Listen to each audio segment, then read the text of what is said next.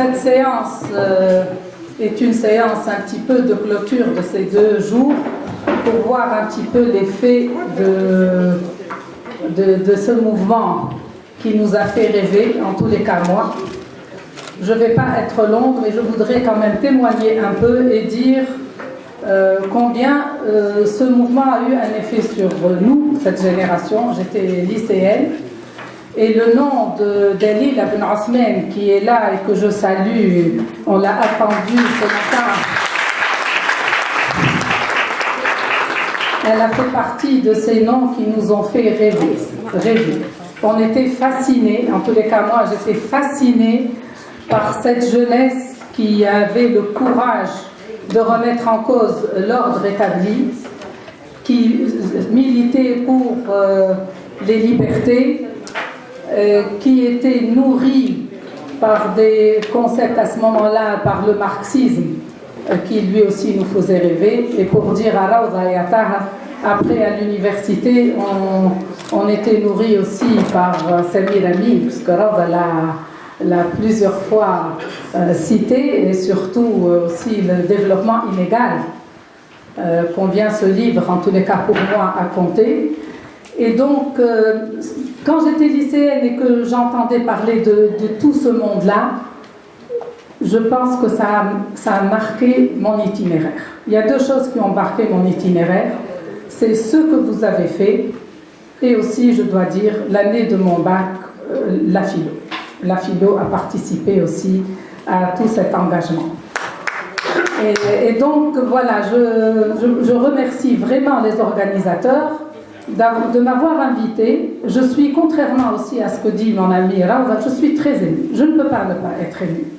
On doit réfléchir, on doit construire, on doit voir l'avenir. Et perspective, c'est aussi voir l'avenir. Et cette séance, je crois, c'est de voir aussi le lien qu'il y a entre ce qui s'est passé en 68, surtout en 72 aussi pour nous, quand on était étudiants. Et nous aussi, on a subi à ce moment-là les structures, dans les structures provisoires. J'étais Kimaraba, c'est de base, je n'étais pas de direction, mais la répression, le renvoi de la faculté, etc. Mais on était engagés et ça nous a vraiment formés. On s'est construit aussi notre personnalité, notre engagement qui continue à ce jour. Donc on va voir 2 choses, donc je ne vais pas être longue. 2 points que je considère importants, mis à part ce que va nous témoigner Papy. Je n'ai pas besoin de présenter Papy, tout le monde connaît Papy, son engagement, ce qu'il a subi, ce qu'il a écrit, son livre Cristal, je le félicite, qui vient d'être traduit, mais qui nous a accompagnés quand on le lisait, même si c'était romancé, on savait que c'était un témoignage fort de la prison.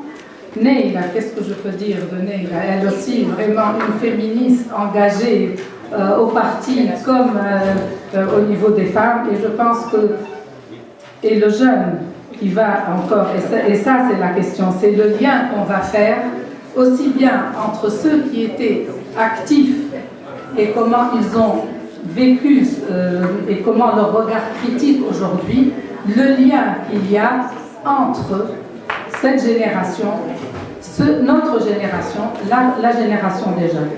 Mais 2 points, je veux les soulever. 2 points par rapport aux femmes. Je vais laisser comment? Il s'appelle Moutar. Ah oui, bon, Moutar, en plus, هو زاد engagé, معقول. نعم نعم مش لازم نقول مين engagé زاد. C'est un jeune vraiment qui est vraiment engagé, il est sur tous les fronts.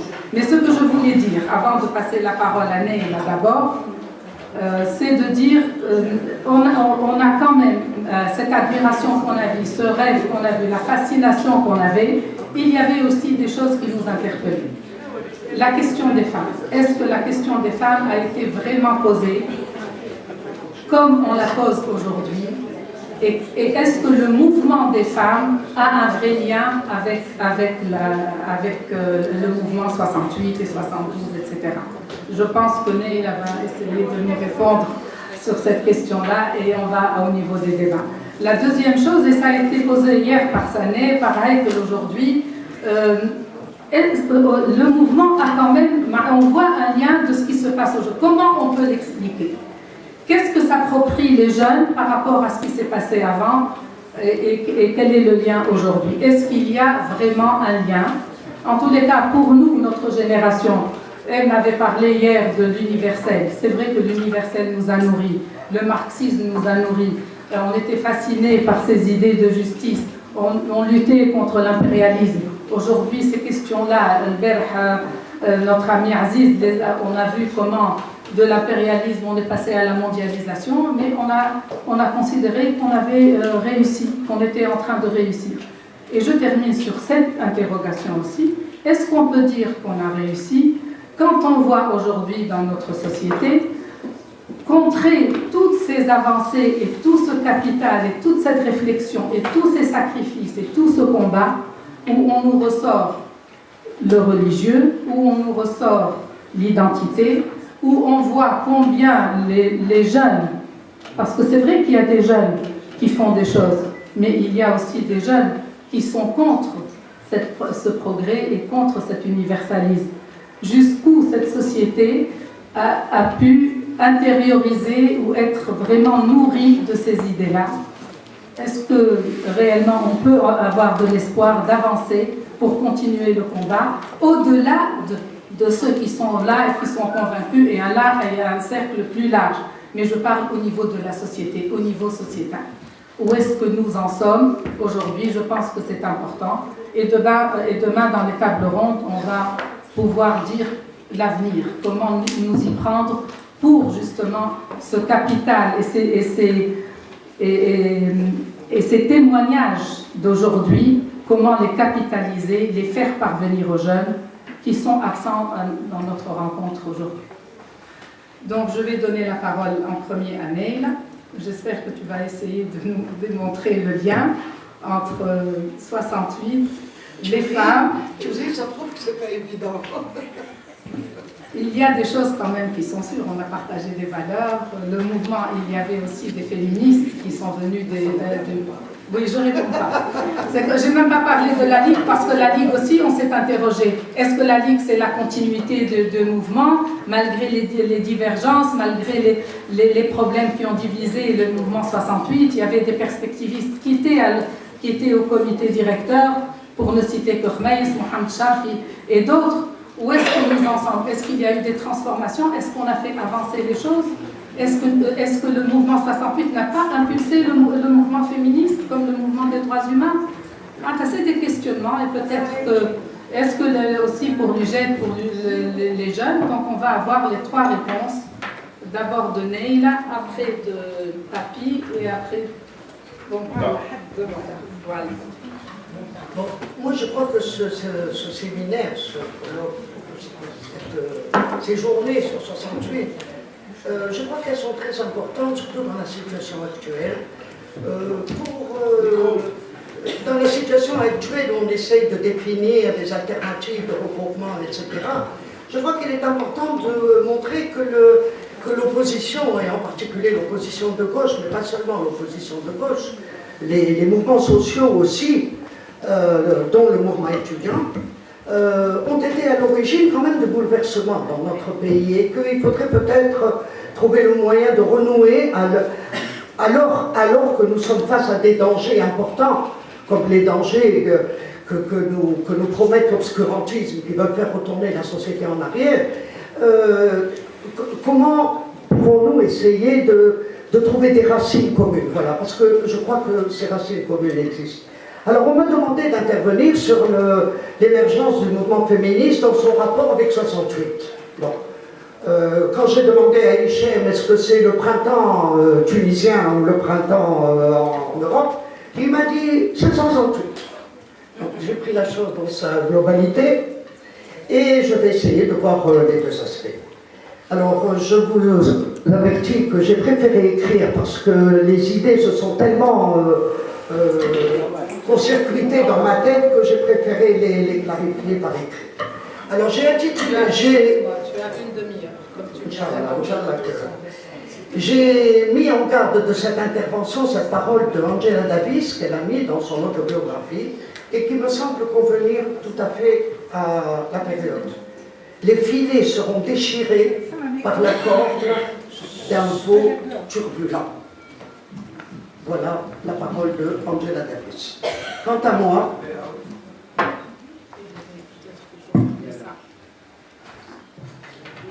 j'ai intitulé cette intervention au commencement la parole. Dans le cadre de ces journées sur notre 68 tunisien, qui ont donné lieu à des regards croisés sur cette étape importante des luttes post-indépendance dans notre pays, on m'a demandé d'intervenir sur l'émergence du mouvement féministe tunisien dans son rapport à l'année 68 en Tunisie et dans le monde. Cette problématique ainsi posée peut paraître surprenante, d'autant que cette réflexion féministe s'est plus ou moins construite au début des années 80, c'est-à-dire un peu plus de 10 ans après notre marche tunisien, et les événements de 68 dans le monde. Elle est aussi un tant soit peu dérangeante quand on sait que cette réflexion féministe a beaucoup été combattue à son émergence, justement, par ceux qui l'ont présentée, pour la discréditer, comme un mimétisme par rapport au féminisme européen et états-unien, qui avait émergé, lui, au début des années 70, c'est-à-dire dans la foulée des traces laissées par les événements de mai 68. Pourtant, plus j'y réfléchissais, et plus je trouvais une pertinence à réfléchir, non au féminisme tunisien, dont l'ébauche de cadre théorique s'était développée durant la décennie des années 80, mais au moment de son émergence, au moment où le féminisme tunisien a pointé, il a émergé. Il me parut que saisir le moment de l'éclosion, du surgissement de cette nouvelle approche de la condition féminine, qui induisait aussi une approche du fonctionnement social et politique, pouvait fournir un éclairage intéressant sur les convergences, mais aussi les spécificités qui ont marqué ce moment.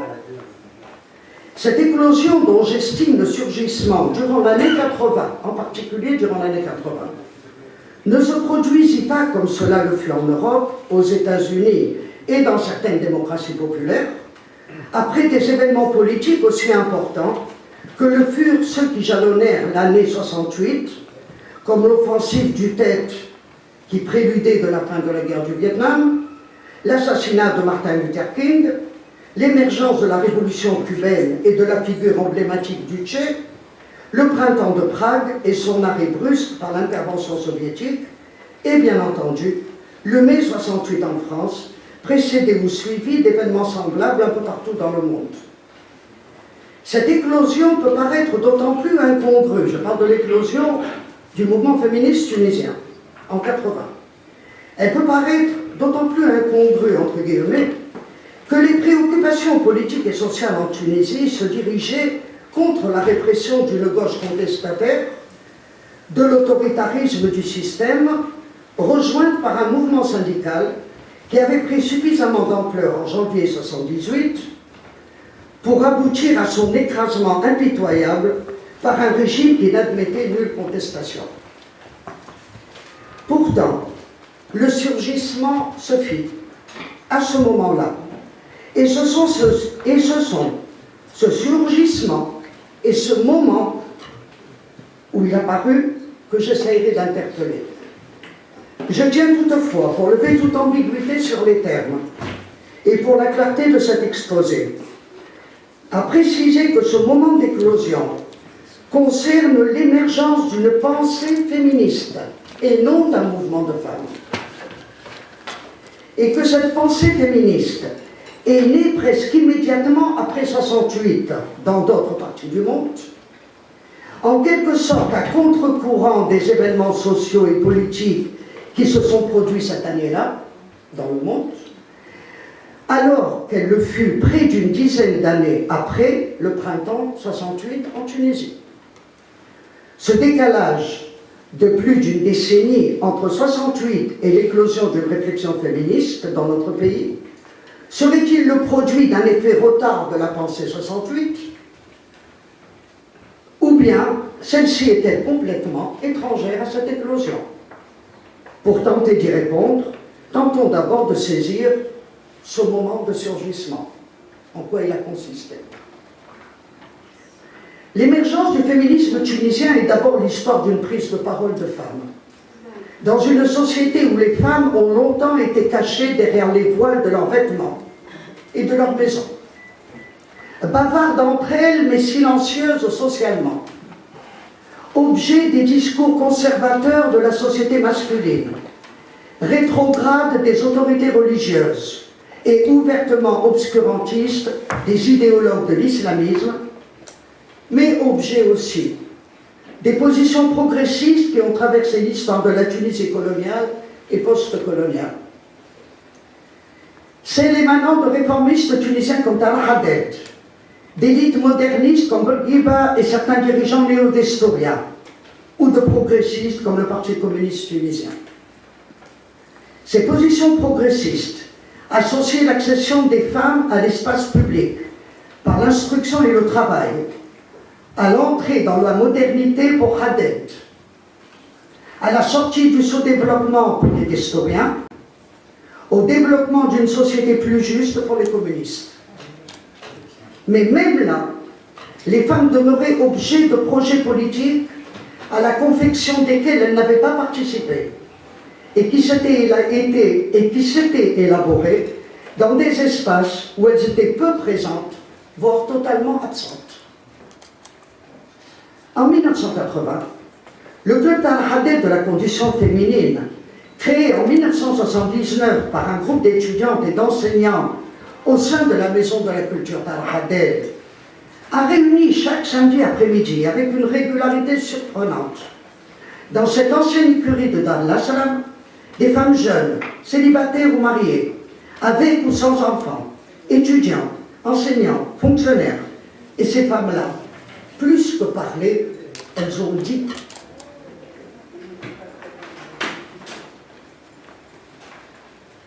J'en étais. Et je peux témoigner des colères, des révoltes, des amertumes, des frustrations aussi, que ces dires exprimaient. Alors, qui étions-nous? D'où venions-nous? Que disions-nous? Que voulions-nous? Et pourquoi cette parole, enfin prise, provoqua-t-elle tant de résistance, de dénigrement, venue le plus souvent des cercles masculins, mais aussi parfois féminins, qui nous étaient les plus proches? Elles étaient, nous étions, mais je dirais elles pour le confort de l'intervention. Nous étions, j'étais, dans leur écrasante majorité, des femmes jeunes entre 20 ans et le début de la trentaine, qui venaient presque toutes du militantisme politique des partis, mais aussi du syndicalisme étudiant. Certaines d'entre elles avaient vécu l'avant et l'après-Khorba, où s'était tenu le congrès estudiantin que le régime politique en place avait interrompu violemment et réprimé, parce qu'il craignait que de ce congrès n'émane une direction estudiantine qui échapperait à la mainmise du régime. Celles qui avaient vécu l'avant et l'après-Khorba avaient participé aux préparations du congrès, avaient pour plusieurs d'entre elles été congressistes ou observatrices à Khorba, avaient subi aussi la répression du régime qui avait suivi l'interruption des travaux du congrès et plongé la direction estudiantine de l'UGED, dont se réclamaient les démocrates dans l'illégalité, la seule direction légale étant celle imposée par le régime. Mais surtout, parmi les premières participantes au club Talha Haddad, il y avait celles qui avaient activement participé au congrès extraordinaire de février 1972, à la mainmise sur pied des structures syndicales provisoires à l'université, et à la répression qui avait suivi les manifestations de février 1972 et qui toucha plusieurs centaines de militants et militantes parmi les organisations politiques de gauche et les syndicalistes étudiants. Contrairement à celle-ci, il ne me semble pas que les militants de mars 68 aient participé au débat et à la prise de parole des participants au club Talha Haddad. Cette absence me semble d'autant plus importante à noter que certaines réponses pourraient être esquissées en rapport avec la problématique du surgissement dont il est question et de son rapport avec 68. Car une des spécificités du groupe Al-Haded était qu'il appartenait à une génération que je qualifierais de génération féminine 70. Et que cette spécificité peut expliquer pourquoi elles furent à l'origine de l'émergence d'une réflexion féministe. Cette génération féminine 70, qui avait produit ces militants qui devaient être à l'origine de plusieurs remises en cause, était aussi la génération du CSP. Si celui-ci, proclamé en 1956, n'avait pas encore produit la jeunesse féminine qui devait participer aux événements de mars 68, c'était encore trop jeune, ce qui peut expliquer en partie importante leur absence dans le groupe Al-Haded, celle du début des années 70 à l'université, de Corbeil de février 72, était bien l'enfant absolument légitime du CSP. Pour cette génération-là, les mesures prises en 1956 en faveur des droits des femmes, abolition de la polygamie, droit au divorce, âge minimum au mariage avec consentement obligatoire, etc., ainsi que la politique nataliste adoptée par le régime pour juguler le sous-développement, les soins gratuits dans les centres de planning familial, l'adoption de la contraception et la légalisation de l'avortement, et la politique sociale en faveur des femmes, accès à l'instruction et au travail dans des espaces mixtes, faisaient partie, donc ces éléments-là, faisaient partie intégrante du vécu quotidien et de la législation, à propos desquelles elle n'envisageait même pas qu'il puisse y avoir une remise en cause, cette génération 70. Et ce, à l'heure où les féministes françaises et allemandes venaient presque de conquérir leur droit à l'avortement, où les féministes américaines se battaient encore pour l'obtenir, et où les féministes maghrébines et arabes non seulement se battaient pour obtenir ces droits, mais aussi et surtout pour que les lois dans leur pays rompent avec l'inspiration religieuse qui les imprégnait. Ces avancées dont bénéficiaient les Tunisiennes ne les empêchèrent pourtant pas, au club Al-Haded, d'exprimer une révolte qui portait à la fois sur la discordance entre les mentalités et les lois, et sur la dette de reconnaissance, entre guillemets, dont l'idéologie dominante les estimait redevables pour avoir promulgué des lois favorables aux femmes.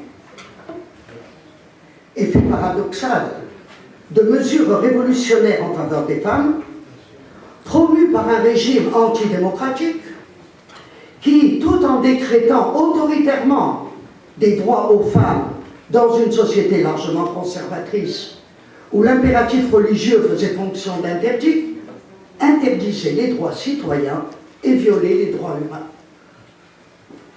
De plus, le régime surabusait de ses choix ouvertement favorables aux droits des femmes, pour redorer une image nettement ternie par le manque de démocratie politique, les répressions et les procès politiques. Se présentant du sommet de l'État aux petits responsables locaux, en passant par la puissante Union nationale des femmes de Tunisie, comme bienfaiteurs des femmes qui n'auraient plus rien d'autre à exprimer que leur reconnaissance vis-à-vis de celui présenté comme le libérateur de la femme, bien entendu. La femme tunisienne, devenait l'objet principal d'une propagande nationale et internationale qui ne mettait en exergue les droits octroyés aux femmes que comme une poudre aux yeux pour cacher les énormes déficits démocratiques. Dans la réalité vécue, la génération féminine 70 ne pouvait pas ne pas constater le décalage énorme existant entre les droits acquis et les mentalités souvent rétrogrades auxquelles elles avaient affaire dans leur entourage immédiat, familial ou régional, dans les lieux d'études et de travail, dans la rue et les espaces publics, dans l'image des femmes que répercutaient les médias.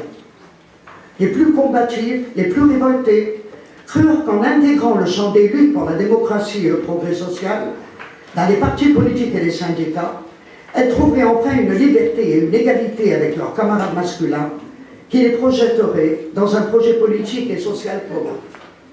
Or, alors qu'elles participèrent à occuper d'une façon dynamique des espaces politiques jusque-là réservés aux hommes. Elles retrouvèrent dans ces espaces les stéréotypes liés au sexe qu'elles fuyaient, les prises en charge et les infantilisations qu'elles avaient cru pouvoir dépasser. C'est au cours de cette fameuse année 80 que des militantes purent exprimer leur déception, leur révolte et commencer à formuler des aspirations sur leur place dans le devenir social et politique de leur pays. Et cette place et ce devenir n'étaient déjà plus ceux qu'elles avaient connus dans les organisations politiques auxquelles elles avaient appartenu et dont elles venaient. Elles purent dire, dans cet espace de libre parole qu'avait alors représenté le Club Tahadel, qu'elles avaient été victimes dans les organisations politiques auxquelles elles avaient participé, de l'inégalité des sexes, confinées dans les tâches traditionnellement octroyées aux femmes, exclues de la prise de décision et des organes dont elles émanaient, réduites à des tâches de réception et de transmission de courriers entre militants vivant dans la clandestinité et entre militants, et ce qui était une énorme prise de risque, quand elles n'étaient pas chargées d'entretenir le bien-être domestique et affectif de ces militants, voire, comme cela s'est rarement trouvé, mais trouvé quand même, servir d'appât affectif et sexuel pour le recrutement de nouveaux militants. Il y a 1 ou 2 témoignages dans ce sens. Elles avaient pourtant aussi participé aux manifestations et aux grèves, tapé à la machine, tâche éminemment dévolue aux femmes, les tracts rédigés par d'autres militants. Hommes, cela. Ces témoignages et ce dire n'étaient pas sans rappeler ce que disaient les féministes françaises quand elles parlaient de leur expérience vécue en mai 68. Elles disaient, bien sûr, il y avait des femmes qui participaient, qui manifestaient, qui faisaient grève, mais les organisations gauchistes, entre guillemets, étaient complètement à l'image de la société. Il n'y avait que des hommes, des jeunes gens qui étaient à la tête de ces organisations. Les femmes n'étaient présentes qu'à des niveaux subalternes. Fin de citation. D'ailleurs, aucun nom de femme ne figure parmi les leaders de mai 68. Vous en connaissez, vous? En France. Et la gerbe de fleurs que des féministes françaises portèrent ironiquement sur la tombe du soldat inconnu en 70, avec le slogan « Plus inconnu que le soldat inconnu, sa femme », témoignait clairement de ce plafond de verre auquel se heurtaient les militantes dans les organisations politiques et syndicales. Bien sûr que cette démarche ne faisait pas l'unanimité à cette époque, dans le groupe même. Et nombreux sur les militants qui, loin de la dénonciation du sexisme à l'intérieur des organisations à caractère politique, qu'elles cherchaient parfois à banaliser pour ne retenir que l'idéal pour lequel les militants luttaient, elles tinrent bon, celles-ci, sur leurs adhésions idéologiques et politiques. Toutefois, pour celles qui remettaient en cause les fonctionnements sexistes, cette nouvelle prise de conscience les amenait à réaliser que les projets de transformation sociale dits libérateurs, entre guillemets, auxquels elles avaient pu croire, les laissaient pour compte dans le présent comme dans l'avenir, et qu'elles devaient donc être actrices de leur propre devenir, de leur propre libération. D'autant que cette lucidité nouvellement acquise leur faisait porter un autre regard sur leur vie personnelle, dans leur famille, leur couple, leurs relations sociales, et comprendre pourquoi elles ne les satisfaisaient pas entièrement. Elles découvrirent que le corps féminin était l'outil et l'objet final de leur oppression. Reproducteur, plaisir, travail, tridimensionnalité de ce corps qu'il fallait asservir pour maîtriser les esprits.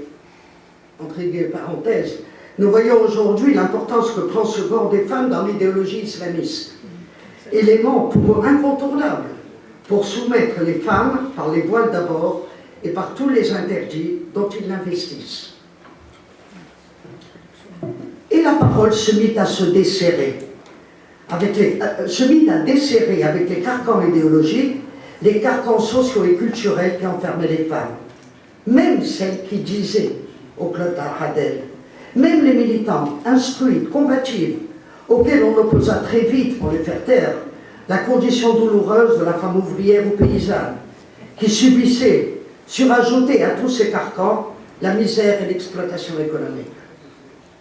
Et de ce desserrement émergèrent les lieux de la rupture, avec l'idéologie dominante qui imprégnait la société et qui ne se limitait pas à l'idéologie politique. Émergea le point nodal de la pensée féministe, dans toute sa radicalité, dans le sens que lui donnait Marx lorsqu'il écrivait « Être radical, c'est aller à la racine des choses ». L'oppression des femmes, leur statut inférieur émanait d'un système de fonctionnement social construit autour du patriarcat multimillénaire qui a traversé les cultures et les idéologies avec des adaptations diverses auxquelles les mouvements de femmes avaient grignoté, certes, depuis des décennies, des droits importants, mais non suffisants pour désarticuler tout le système. Et en Tunisie aussi, les droits importants acquis n'avaient pas désarticulé le système, qui demeurait inchangé parfois, dans certains milieux bourgeois ou populaires, dans certains lieux, la famille, la rue, le travail, l'école, la politique, et d'une façon générale, dans les mentalités d'une majorité de la population. Et une démarche nouvelle émergea. Émergèrent alors de ces ruptures, au cours de débats houleux et contradictoires, des principes fondateurs, des modalités de fonctionnement et des formes d'expression diverses. Les deux principaux principes fondateurs furent certainement ceux de l'autonomie de la réflexion et de l'action et de l'acceptation de la pluralité des femmes au sein d'une même condition. Se démarquant aussi bien du féminisme bourguibien que des idéologies dites libératrices, le groupe d'Al-Haded estimait nécessaire d'une part sa propre prise en charge et l'élaboration de sa propre réflexion, et d'autre part son indépendance organique par rapport aux partis politiques en particulier. Cette autonomie et indépendance était nécessaire pour comprendre le système autour duquel s'articulait la condition des femmes, saisir cette condition dans la multiplicité de ses expressions selon les époques, les classes sociales, les vécus individuels. Car saisir ce que faisait la condition des femmes, ce qui faisait la condition des femmes, c'était aussi saisir la pluralité de cette condition que les idéologies dominantes ont englobée dans le concept lignifiant de la femme, très général, singulier lexical qui planait au-dessus d'une condition aux manifestations plurielles, diverses, et empêchait de saisir ses spécificités particulières. C'est par rapport à la recherche de cette autonomie et indépendance que le groupe, pour faciliter la libre parole et la réflexion autonome, décida qu'il serait non mixte dans ce débat interne. Ce choix apparut comme particulièrement dérangeant et fit l'objet de multiples critiques de la part de tous les détracteurs, détractrices du groupe d'Al-Haded, mais aussi au sein même du groupe. Il provoqua de multiples réticences par celles qui le considéraient comme une prolongation de la séparation des espaces masculins-féminins que nous connaissions dans nos sociétés. Pourtant, ce principe de fonctionnement fut quand même adopté et finit par fonctionner avec une certaine évidence, tant il fut effectivement propice à la libération d'une parole et d'une réflexion. Par ailleurs, le refus de la prise en charge était aussi un mode de fonctionnement interne, car il impliquait aussi le refus des relations majorité-minorité, et surtout de la notion d'avant-garde, si prisée dans les idéologies de gauche en particulier. Car, et cela fut particulièrement important dans l'identification de cette démarche nouvelle, la particularité de cette réflexion féministe était qu'elle était le produit de celles mêmes qui se battaient pour l'amélioration de leurs conditions. Il ne s'agissait pas de parler au nom des femmes. Comme dans les organisations de gauche, on a des intellectuels parlent au nom de la classe ouvrière. Donc là, il ne s'agissait pas de parler au nom des femmes, dans un rapport d'extériorité par rapport à celles dont nous parlions. Mais au contraire, nous étions les femmes. Nous étions les personnes qui étaient visées par le... Mais au contraire, nous étions les femmes. Celles dont nous parlions, nous en faisions partie. Et ce bulletin édité par le club dès la première année, je crois, MS, portait un titre « Nous par nous-mêmes », qui était une confirmation de cette démarche. Alors bien sûr, cette autonomie et indépendance réclamée, cette démarche nouvelle qui disait « Nous sommes nous-mêmes les femmes, nous vivons la même condition que celle dont nous parlons, nous avons nous aussi à nous libérer. Cette non-mixité qui empêchait ceux et celles qui auraient voulu encadrer le débat et la démarche, voire même les détourner, dérangeait énormément, moins le féminisme étatique, pas tellement le féminisme de Bourguiba, que la plupart des militants de gauche, et particulièrement ceux d'extrême gauche, qui évoluaient dans les partis politiques et les syndicats. Les critiques fusèrent donc. Un petit mot, du côté du régime, elles furent moins virulentes, malgré quelques rappels à l'ordre de la directrice de la Maison de la Culture d'Al-Hadej, Jalila Hatsir, quelques remarques sardoniques de certains journalistes, on laissa plutôt faire. En fait, ils devaient être très embêtés. Parce que d'un côté, ils se montraient comme étant porteurs d'une idéologie féminine, de l'autre côté, ils avaient sur leur gauche un mouvement plus à gauche que le leur, et ils ne devaient pas trop savoir quoi faire, en définitive. Moi, c'est comme ça que je l'interprète. Par contre, l'agressivité, voire même une certaine violence, se manifesta à gauche, qui prit la forme du dénigrement de certaines femmes du groupe d'Al-Hadej et de l'ensemble du groupe, quant à sa thématique et à sa démarche. Sur le plan de la forme, furent critiquées l'utilisation de la langue française par certaines féministes, langue qui, selon eux, apportait la preuve d'une démarche occidentale d'intellectuel. Jamais le terme d'intellectuel, entre guillemets, je vais vous dire pourquoi je le mets entre guillemets, jamais le terme d'intellectuel n'a eu une connotation aussi péjorative que lorsque certains militants de gauche les accolèrent aux féministes, alors que c'est une connotation valorisante, les accolèrent aux communistes au contact desquels ce terme devint une tare, car il était dit comme une injure. On leur disait, vous n'êtes seulement que des intellectuels et en plus féministes.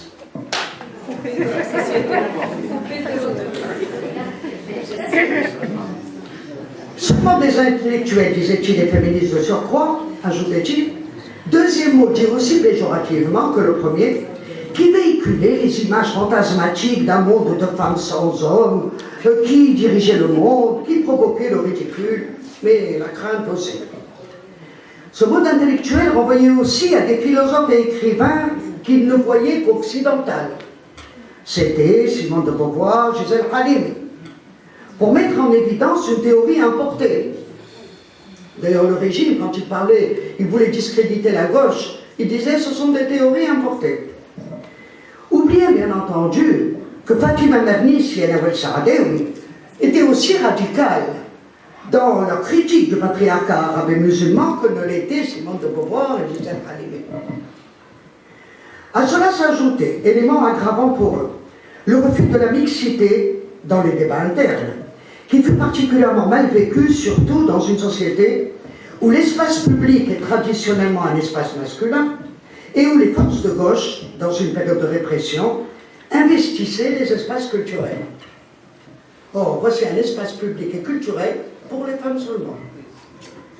Sur le plan du fond, ce fut la problématique de l'oppression des femmes, telle que posée par le groupe, qui était critiquée. Car les défenseurs des idéologies dites libératrices acceptaient mal ce que cette nouvelle démarche des femmes révélait du fonctionnement de l'espace politique comme de l'espace privé, qui les incluait nécessairement. La problématique de l'oppression telle que posée au club, faisant que les femmes se considéraient concernées au premier degré. Pour eux, disait-il, les exploités, les opprimés, c'étaient les ouvrières et les paysannes, et non ces intellectuelles bourgeoises qui discouraient en buvant du thé.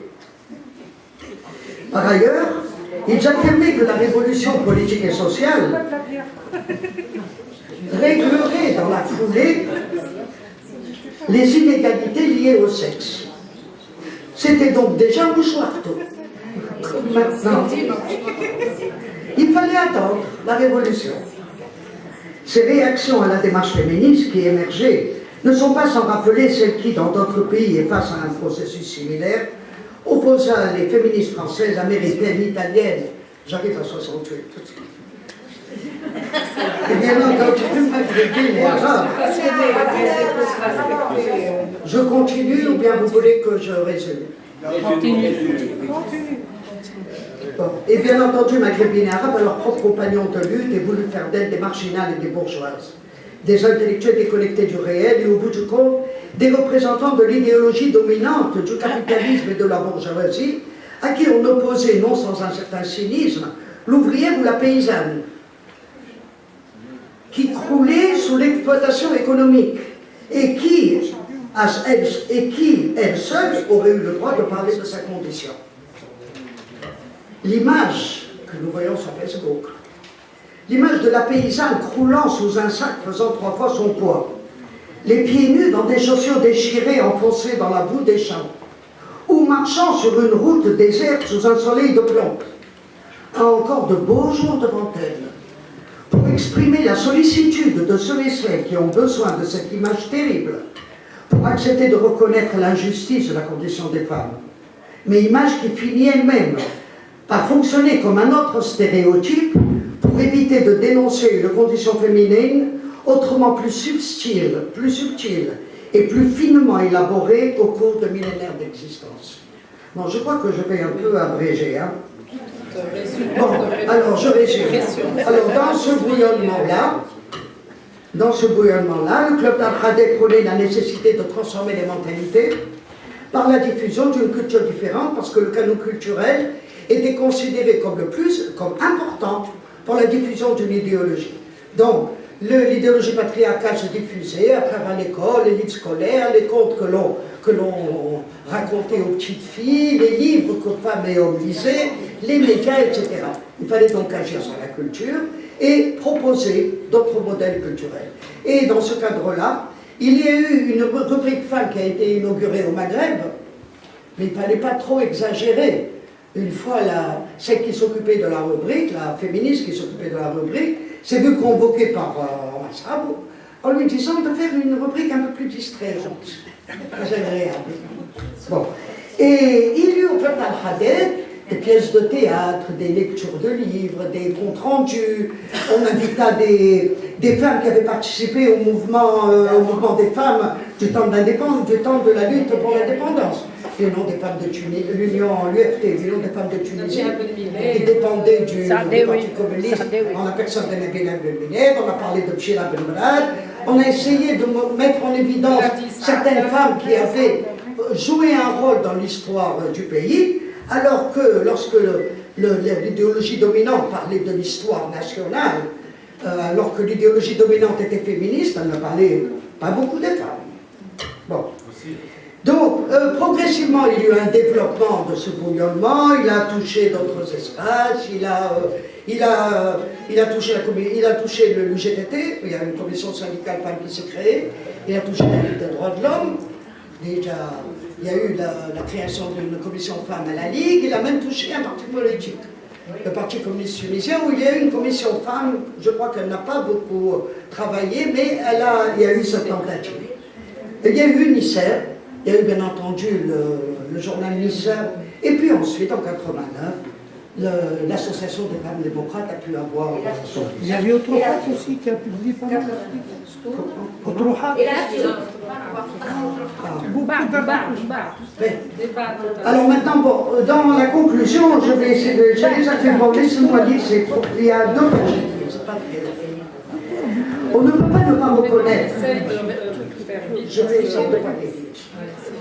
On ne peut pas ne pas reconnaître dans l'éclosion de cette pensée féministe en Tunisie et dans les positionnements qu'elle a adoptés, des convergences, non peut-être avec les événements 68 en Tunisie et dans le monde, mais avec ce qu'on a appelé l'esprit 68, qui avait présidé au déferlement sur la scène politique d'un mouvement étudiant fondamentalement contestataire de l'ancien monde, du vieux monde, ce qui en faisait un acteur incontournable des projets politiques.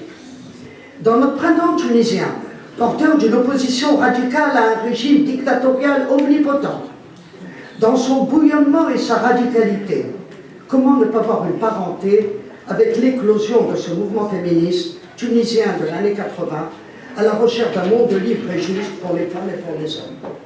Mais paradoxalement, et à l'image des groupements féministes qui avaient éclos après 68 dans d'autres pays du monde, le groupe d'Al-Khader se situait aussi dans une lignée de révolte par rapport aux mobilisations de 68. Ce large mouvement de contestation avait en effet totalement ignoré la chape de plomb de l'autoritarisme patriarcal qui pesait sur les femmes. alors que les femmes avaient largement participé à la contestation générale. Ce mouvement de convergence-divergence du mouvement féministe avec la pensée 68 est particulièrement difficile à saisir dans son paradoxe même, mais me paraît un indicateur pertinent de ce que fut l'essence de la réflexion féministe un peu partout dans le monde comme en Tunisie.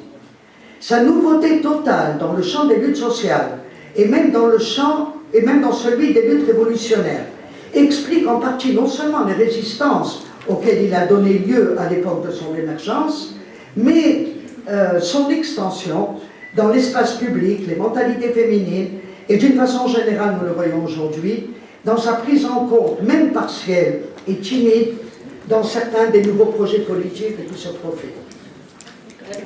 J'ai presque terminé. En France, où le mai 68 fut une révolte énorme de la jeunesse estudiantine contre l'autoritarisme sous toutes ses formes, celle de l'État, une révolte contre les hiérarchies politiques, enseignantes, médicales, etc., la condition des femmes ne fut à aucun moment objet de cette révolte, encore moins sujet. C'est ce que disent toutes les féministes. Les mots d'ordre féministes n'existaient pas en 68.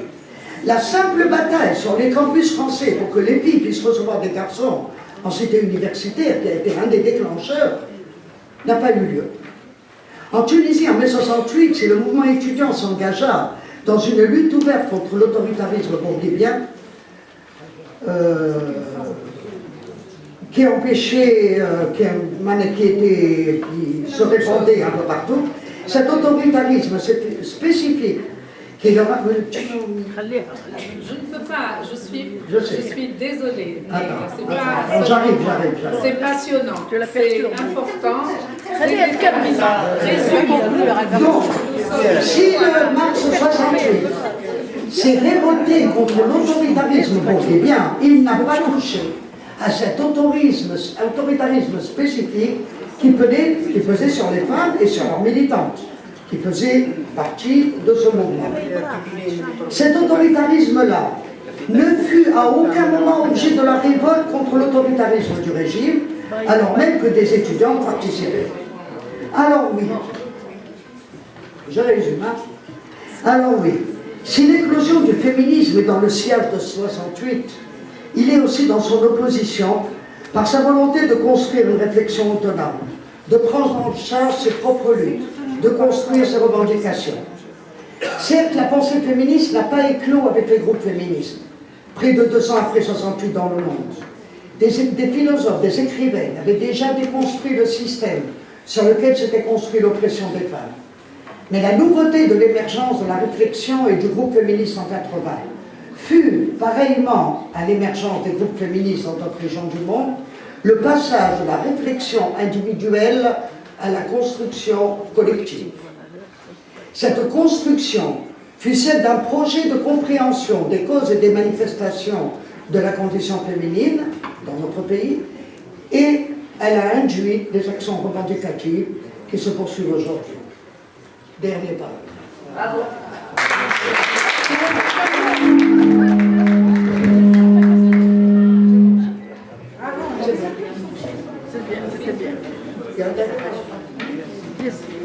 En 1980, quand des femmes ont commencé à prendre la parole pour dire, pour dénoncer, pour revendiquer, ce fut presque révolutionnaire. Et je pense que cela change à quelque chose d'important dans la perception que nous avons aujourd'hui du changement. Nous sommes en effet, femmes et hommes, tous conscients que non seulement l'émancipation réelle des femmes ne suivra pas les transformations sociales et politiques, mais qu'il n'y aura pas de réelle transformation sociale et politique sans l'émancipation des femmes, qui sont, comme le disaient les maoïstes, la moitié du siècle. Et c'est sans doute la clé le plus important de l'émergence du féminisme tunisien.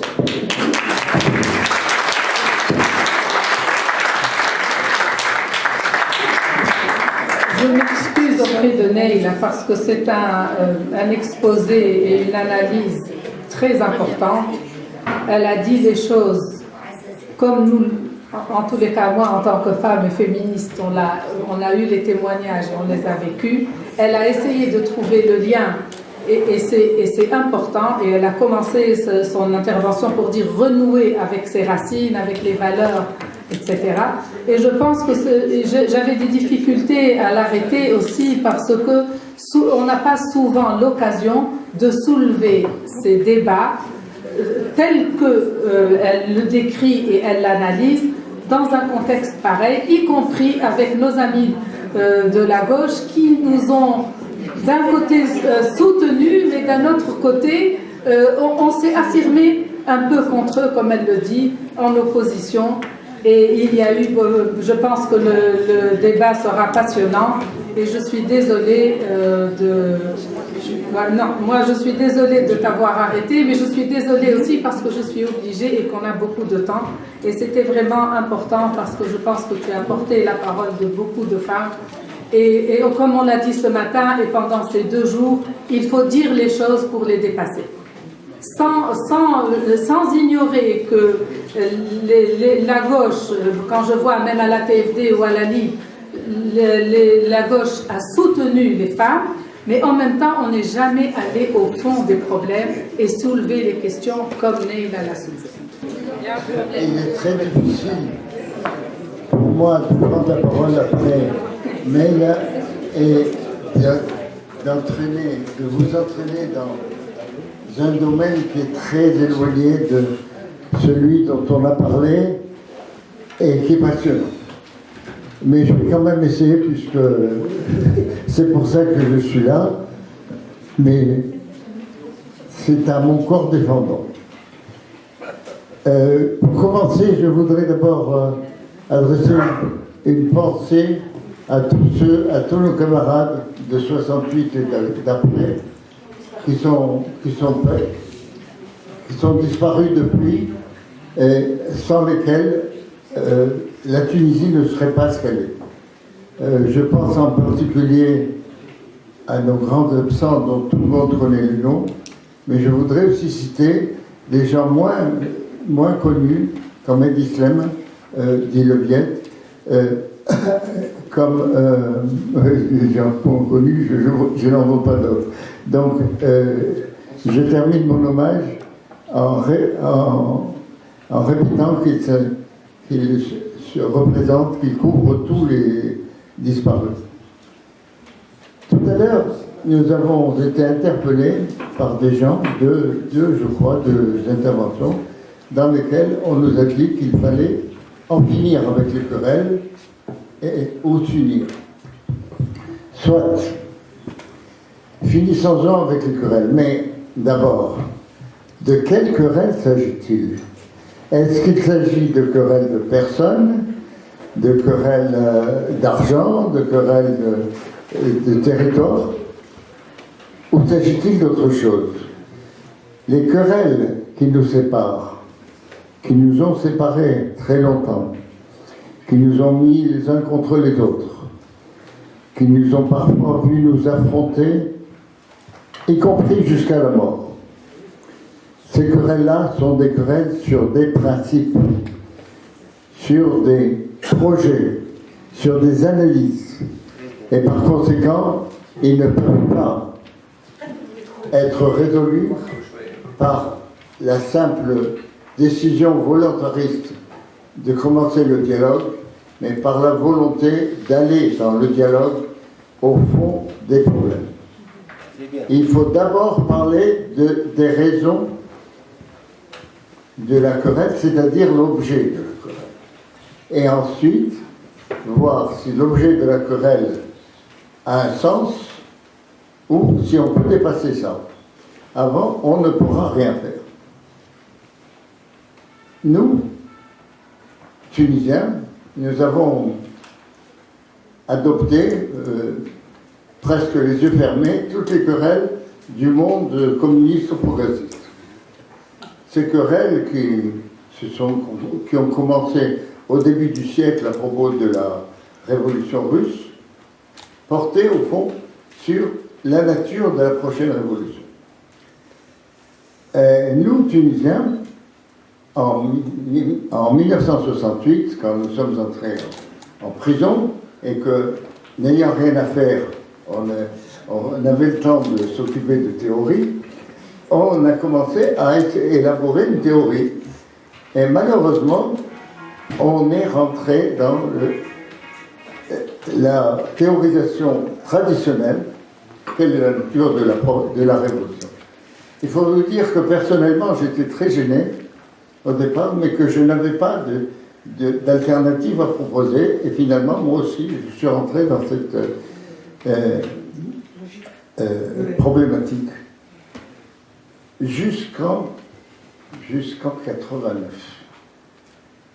En 89, s'est écroulé le mur de Berlin, et je me suis mis à feuilleter l'ensemble de la littérature de gauche dans le monde à la recherche de quelque chose qui explique. Mais enfin, non pas les démocrates ont gagné, la libre concurrence, etc., mais pourquoi, qu'est-ce qui, dans la nature des contradictions à l'intérieur de l'Union soviétique, aboutissait à cette impasse du système. Il faut vous dire que jusqu'à présent, je n'ai rien trouvé. Je n'ai rien trouvé, du moins je ne suis pas... il y a peut-être des écrits, il y a peut-être des penseurs qui se sont penchés sur la question. Je n'ai pas eu la chance de le lire. Donc j'étais obligé de réfléchir un peu tout seul. Le problème qui avait été posé en termes, je dirais, de forme. Quelle est la nature d'un projet de révolution, c'est-à-dire quelle sera sa forme? Le contenu était flou. Il s'agissait d'une révolution démocratique bourgeoise ou d'une révolution socialiste, mais on ne savait pas très bien qu'est-ce qu'on allait mettre dans le terme démocratique bourgeoise ou socialiste, en dehors du fait que démocratique bourgeoise, ça signifiait le maintien de certains rapports de la société capitaliste, alors que socialiste, ça signifiait le passage à une société, vers une société sans classe, donc la liquidation de tous les rapports au capitalisme. Soit. La révolution russe décrète, après février, en octobre, que la phase démocratique est terminée et qu'on doit entamer la phase socialiste. Et là, je suis un peu gêné parce que cette phase socialiste va démarrer avec un parti dirigeant très faible, numériquement, très minoritaire dans la société, et qui n'a aucune prise sur tous les leviers fondamentaux de l'économie. Donc, et de l'armée d'ailleurs aussi. Donc, ce parti communiste qui prétend diriger une société de conseil ouvrier de soviet, mais qui en fait a complètement éliminé l'aspect démocratique de ces conseils ouvriers, ce parti communiste va se renforcer par des fonctionnaires, des anciens fonctionnaires de l'administration tsariste, par des militaires, et par tout un appareil qui n'a rien à voir avec le communisme, qui n'a rien à voir avec l'idéologie proclamée. Donc, premier point, sur le plan de l'idéologie, le communisme est une idéologie au sens où Marx parle des idéologies, c'est-à-dire l'habit sous lequel on présente autre chose, quelque chose d'autre. Alors, qu'est-ce qu'on a présenté? On a présenté la prise en charge par l'État de l'ensemble de l'économie. Et, en premier lieu, la constitution par l'État d'une accumulation primitive qui n'avait pas été faite auparavant.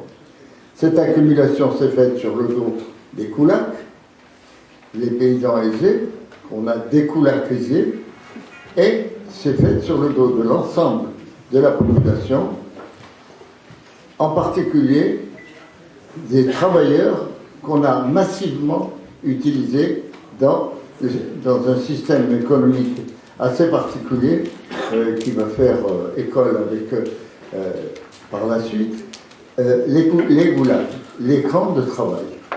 les camps de travail, dès l'Union soviétique, il y avait écrit à la porte le travail rend libre. Vous savez que l'expression a été utilisée par la suite par le régime nazi. Dans les camps de Goulag, on n'exterminait pas, mais on faisait travailler les gens jusqu'à la mort. Jusqu'à la mort parce qu'on les nourrissait mal, on ne les soignait pas, etc. Après la guerre, l'Union soviétique s'est créé un entourage de pays avec lesquels ces rapports étaient carrément colonialistes. Ah mais si avec tout ça, on parle encore de communisme, c'est qu'il y a un problème. Donc, je veux dire que par là, le problème fondamental, la question que je me pose en 1989, quand le régime s'écroule, c'est quelle est la nature du régime qui s'est écroulé?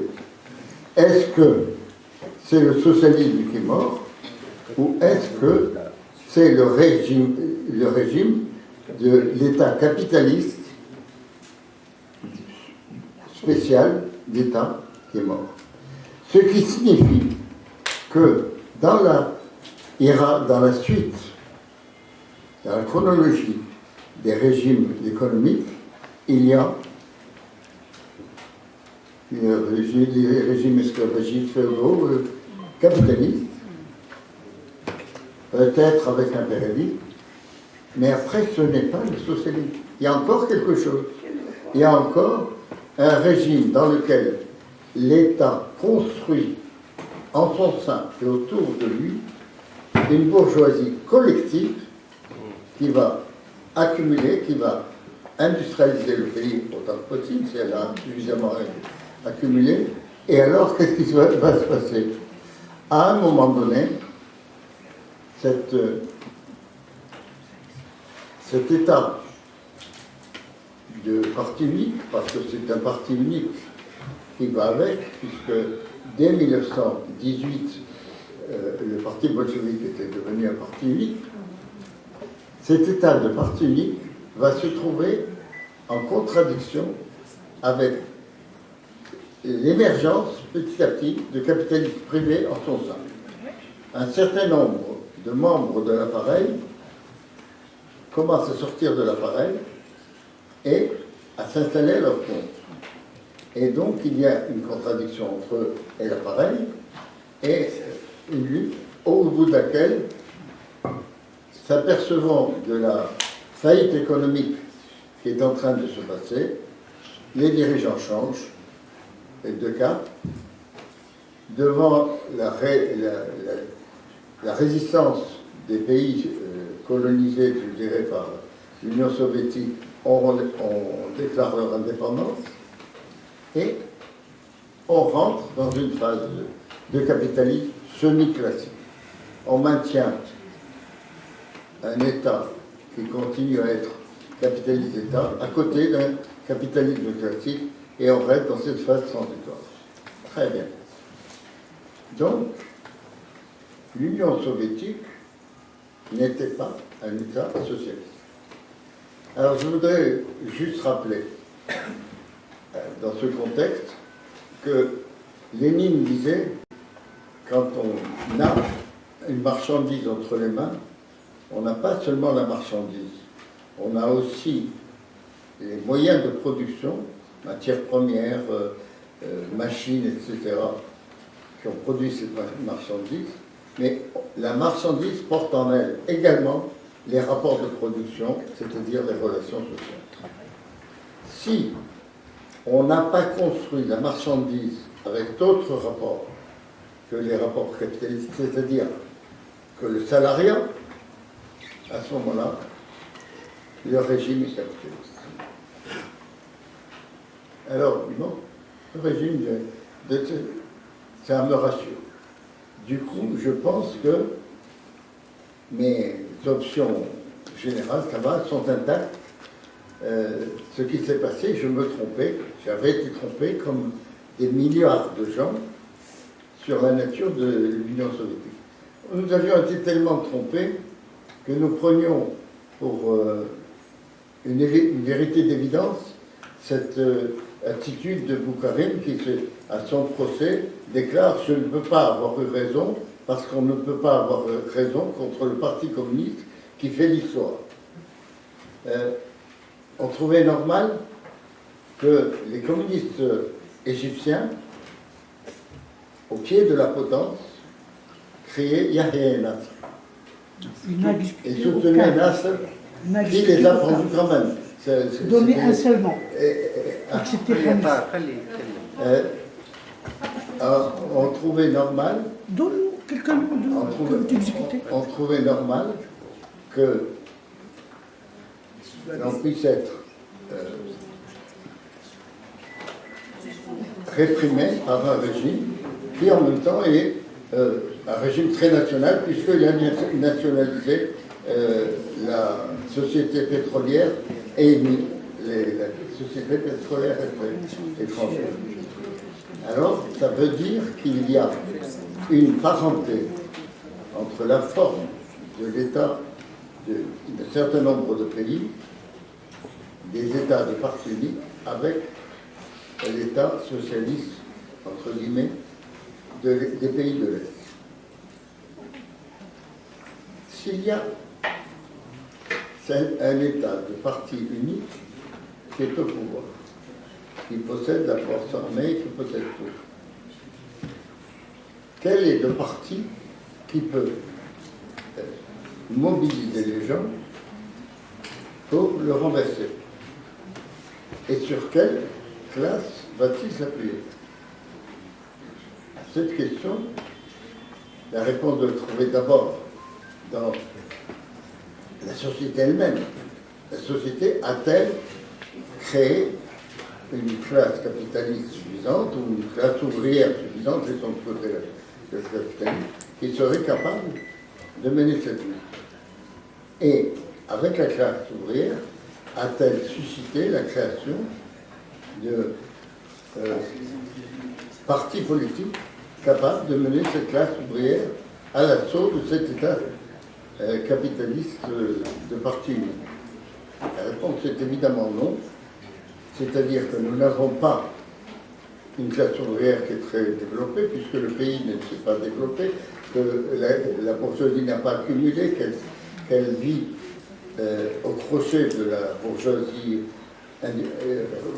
internationale, qui s'est arrangée avec ce très beau mot de mondialisation pour faire oublier que la nature des rapports entre eux et nous.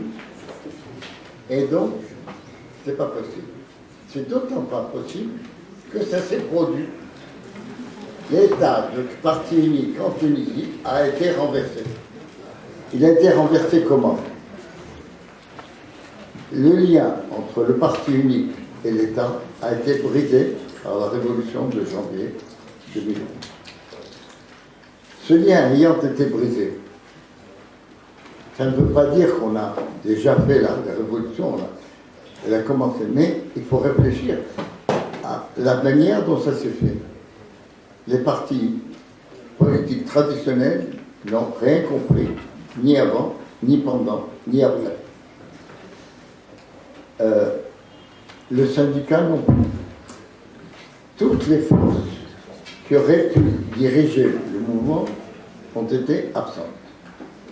Donc, c'est un mouvement naturel qui vient de l'évolution de la société, de la progression interne de la société, et dont le développement ne se produira pas par l'intermédiaire de l'intervention d'intellectuels révolutionnaires, mais par l'expérimentation, par la population elle-même, des différentes façons de progresser, expérimentation qui passera certainement longtemps, pendant lequel nous continuerons à vivre sous un régime d'anarchie, sous le chaos le plus complet, et probablement de plus en plus complet, d'autant plus que mathématiquement, il est impossible qu'un parti devienne parti unique.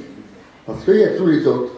Alors, quand on a 214 partis, il y a bien dans les 214, 3 ou 4 qui sont capables de se gêner mutuellement, et en tout cas, aucun d'eux ne peut mettre à sa disposition les ressources de l'État comme le faisait le RCD ou le DSTOR avant. Par conséquent, l'avenir est en dehors du parti. Probablement, l'avenir en Tunisie va être long à se mettre en place, et probablement d'autres pays feront des expériences similaires et nous dépasserons et nous apporterons des choses. Mais tous les jours, dans tous les coins du pays, il y a des initiatives qui montrent que c'est dans ce sens qu'on va. Ces initiatives sont peu connues, sont peu popularisées, mais elles existent. Et il faut bien se dire que le rôle des intellectuels que nous sommes, disons des révolutionnaires à la rigueur, n'est plus de diriger les gens, n'est plus de leur donner la conscience. Est-ce qu'on peut avoir une conscience supérieure à celle qui consistait à dire il faut enlever, enfin dégage à Ben Ali et au RCD. La révolution ne s'est pas faite contre Ben Ali, elle s'est faite contre le RCD et les structures étatiques. C'est que les gens ont identifié les unes aux autres. Par conséquent, la conscience existe à ce niveau. Et c'est le niveau maximum de conscience des partis politiques aujourd'hui. Et ce niveau maximum n'est pas encore atteint dans les partis politiques. Alors nous parlerons demain dans la table ronde de l'avenir des partis politiques, mais aujourd'hui, je vous dis, pour revenir à mon point de départ, je vous dis, nos querelles, combien? 2000. Oh, c'est formidable. Merci. Pour revenir au point de départ, nos querelles portaient sur la question du rôle que les uns ou les autres attribuaient à la classe ouvrière et au parti révolutionnaire. Si l'on se met d'accord sur le fait qu'en réalité, la révolution russe n'a pas donné un régime socialiste, mais a donné un régime de type capitaliste, mais qui avait une forme spéciale parce que nécessairement il fallait une force énorme pour tirer les ressources d'un gens qui n'avaient aucune envie de les donner à d'autres. Si on se met d'accord sur ça, on se met d'accord sur le fait que nous nous sommes battus entre nous depuis 1905 sur des faux problèmes. Nous aurions dû identifier l'ennemi, le nôtre, nous ne parlons pas des autres ennemis, mais ne parlons pas sur le plan international, etc. Nous aurions dû identifier l'ennemi, non pas comme le régime répressif de Ben Ali, des États policiers, ce qui a rendu les gens qui ont protesté contre lui l'équivalent des dissidents, c'est-à-dire des gens écoutés en Europe, mais qui étaient incapables de parler à leur peuple. D'ailleurs, en Europe, on sait qu'il y a eu des gens qui étaient opposés, des démocrates et tout, mais le Tunisien moyen n'a jamais été touché n'a jamais été touché consciemment par la répression que pouvaient subir les universitaires ou les étudiants. Non. Donc, si on avait identifié l'ennemi comme le parti du discours, le parti libre, si on avait identifié l'objectif fondamental comme celui de réaliser réellement la démocratie en Tunisie, quitte à se battre contre l'État pour le réaliser, alors on aurait probablement économisé plusieurs batailles entre nous et peut-être avancer davantage dans une révolution qui de toute façon ira de l'avant, quoi qu'on fasse. Voilà, c'est tout. J'espère être dans le temps.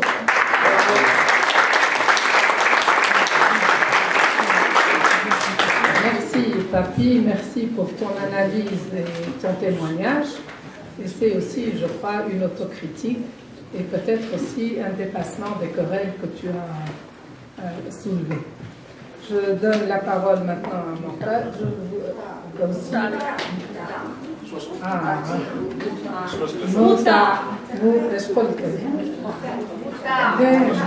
أحد نفسي أوكي متعة من الوعي نعمل دكتوراه سوسيولوجي في l'université de Montréal. Donc voilà, je ne sais pas si c'est suffisant ou pas. دونك بابي قال صعيبة برشا باش نتكلم بعد نيلة دونك أنا باش نحكي بعد نيلة وبعد بابي. دونك je vais faire un peu d'effort. Donc voilà, l'avenir bon كبرت شوية ديجا دونك شنو نقول باهي بالنسبة لأول حاجة فرحان برشا اللي أنا موجود هنا عملناه ثم بابي كتبته على لي زيفينمون دو 68 وجي ديسكوتي دو فوا في مونريال. Il y avait fait كل colloque au moins 20 invités internationaux. Chaque fois on était maximum 15 personnes dans la salle donc ça fait chaud au cœur. malgré tout الحاجات الخايبة برشا انتم تراو فيها هنا برشا انك تخزر من برا ثم حاجات كمان تراها نرى العباد جواعة باش تعرف وباش تفهم وباش نفهموا رواحنا وباش نقراو سي با كو ان دوفوار دو ميموار وباش نعرفوا التاريخ نتاعنا مي سي بلوس باش نفهموا رواحنا باش نفهموا المجتمع نتاعنا خاطر اللي عملوا بورقيبه واللي عملوا بن علي كانوا محرمونا باش نفهموا رواحنا 50 سنه. معناها كي منعوا البحث العلمي وكي منعوا لي زونكيت دو تيران وكي منعوا برشا حاجات اكثر حاجه حرمونا منها هي كانوا باش نفهموا المجتمع نتاعنا. دونك نتعدى هشام وقت اللي استدعاني دونك من الاول كانت الفكره كانوا باش نحكي على البابي هذاك نتاع 68 من بعد اوروزمون قال لي بدل خاطر ساوريتي تريز انتيميدون معناها باش نخدموا قدام الناس اللي هما هنا مليمون دونك صعيبه برشا قال لي باش تحكي على البوستيريور سكي فيان ابري. من الاول عجبتني الحكايه من بعد طلعت الحكايه اصعب من الاولانيه خاطر البوستيريور سي من 86 حتى 2018 البوستيريور كبير برشا دونك قلت على شنو باش نتكلم. انا كي عملت الميموار على الوجات نتاعي في فرنسا عملتها كتبت 240 باج باش نحكي على ال10 سنين الاخرين تاع بن علي. دونك اذا كان باش نحكي باش نحكيو على ال 50 سنه هذوما يلزم جو بونس 10 مجلدات بيتيتر بيرسون نو بو راكونتي تو سا. دونك قلت خلينا نحكي على بعض الحاجات سي بلوس معناها دي ريمارك باش نتعدى عليها.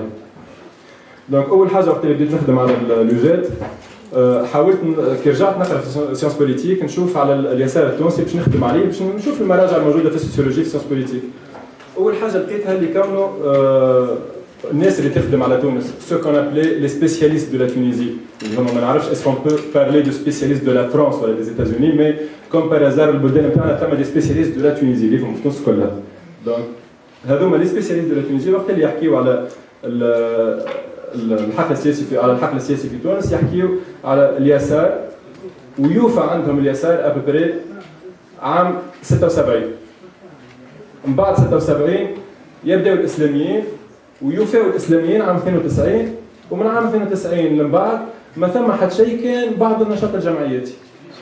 دونك انا دونك معناها نشط في الجامعه في الفتره نتاع الالفينات وقت اللي نحاول نخدم على روحي على التجربه نتاعي اترافير لي زيكري هذوما اترافير لي زيكري دو سيونس بوليتيك ودو سوسيولوجي الموجودين ما جيكزيست با في التاريخ. ما جينيراسيون نيكزيست با ونفس الشيء الجينيراسيون تاع لي زاني 80 نفس الشيء اخر لي زاني 70 كي نحكي مع واحد الرازي يحكي على التجربه تاع اخر لي زاني 70 كيفاش تغير كيف لي زاني 80 90 اي 2000.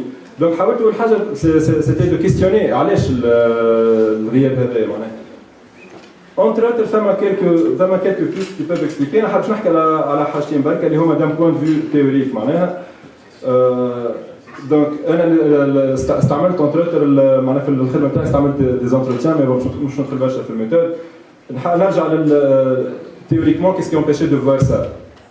حاجتين اول حاجه ثما ان سارتان باراديغم اللي هو دومينا وقت اللي نحكيو على سيونس بوليتيك في تونس.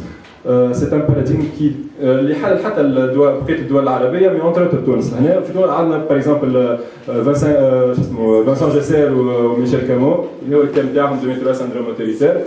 اللي الليكتور نتاعو elle se base principalement على لو باراديغم دو لا سكسيسيون تاع المرحله الاولانيه نتاع نقولوا نحن التوجه القومي نتاع النظام التابع القومي شويه اللي اثر فيه اليوسفيين الوطني ومن بعد تعدينا لليسار ومن بعد تعدينا للاسلاميين. دونك في كل مرحله الباراديغم هذا نتاع في كل مرحله تاريخيه ثم طابع مميز. سي امبورطون بور كومبروندر لي ديناميك بوليتيك اكزيستونت مي سوسي انفيزيبيليز برشا حاجات برشا دي ديناميك بوليتيك وانكور بلوس تعدى من بعد وقت اللي خرج الكتاب نتاع ميكائيل عياري en 2016 اللي هو كتاب مهم برشا يعاود فيه التيز نتاعو في 2009 على التاريخ السياسي نتاع المعارضه الراديكاليه في تونس من 56 حتى 2011. في الكتاب نتاعو ميكائيل عياري يدافع على فكره اساسيه اللي هي كون ثم دي سيكل بروتستاتير تعدت بهم تونس. لي سيكل بروتستاتير هذوما هو بالنسبه لي الفكره كون المعارضه في كل فتره معينه من تاريخ تونس elle s'identifie à partir de l'offre politique existante ou à partir de الامكانيات السياسيه اللي طرحها النظام. معناها وقت اللي في فتره مثلا اول النظام تاع الحكم كانت معناها المساله القوميه عندها قبول، جات المعارضه اليوسفيه. وقت اللي في الفتره اللي بعدها جات كانت مقاربه اكثر اوكي. وقت اللي في الفتره اللي بعدها النظام ولات عنده ميولات يساريه، جات المعارضه نتاع بيرسبكتيف. وقت اللي في الفتره اللي بعدها تعملت لجنه شو اسمها نتاع صيانه القران الكريم، جات من بعدها جاوا الاسلاميين. وقت اللي بن علي حل اللعب على حكايه الديمقراطيه وحقوق الانسان، جاوا الجمعيات الكل. يعني سي اون سيرتين ليكتور دو ليستوار. وهو يرى كونه معناها نقولوا احنا البروتستاسيون في تونس كان عندها دو فيرسون كبار. الفيرسون الاولاني اللي هو الفيرسون اليساري اللي هو يقراه كوم اون معناها اللي هو يقراه كوم يستعمل هو كونسيبت كي سابيل لي سيكل بروتستاتير ان سونس بوليتيك نتاع سيدني تالو. لي سيكل بروتستاتير يقول هو اللي كانوا ثم ان سيكل بروتستاتير دو غوش اللي يبدا من عام 63 ويوفى عام 76. وثم ان سيكل بروتستاتير دو معناها اسلاميست اللي يبدا من عام 76 العام 92. انا في الميموار نتاعي نقدت الابروش هذيا من بعد كي تروحي انا بدي النقد نتاعي اللي هو ني با تري بريسي. معناها اون فيت هو استعمل لو كونسيبت دون فاسون با تري بريسيز وانا نقدته دون فاسون با تري اونكور موان بريسيز. دونك باش ما نحاول ما ندخلش برشا دونك شويه. L'idée c'est que le concept de vague protestataire اللي هو معناها نقرا التعريف نتاع مول التعريف نتاع سيدني تالو. يعرف الموجة الاحتجاجية تعني مرحلة تصاعد النزاع على مستوى النظام الاجتماعي مع انتشار سريع للعمل الجماعي من أكثر القطاعات تعبئة إلى أقلها تعبئة، وبوتيرة سريعة للابتكار في أشكال الصراع المستخدمة وإنشاء أطر عمل جماعية جديدة أو محولة، ومزيج من المشاركة المنظمة وغير المنظمة وسلسلة تدفق مكثف للمعلومات والتفاعل بين المنافسين والسلطات. Donc l'idée c'est que un cycle protestataire c'est quelque chose qui vient brusquer le régime politique, et c'est quelque chose de très rapide et de très fort qui touche معناها فئات واسعة من المجتمع.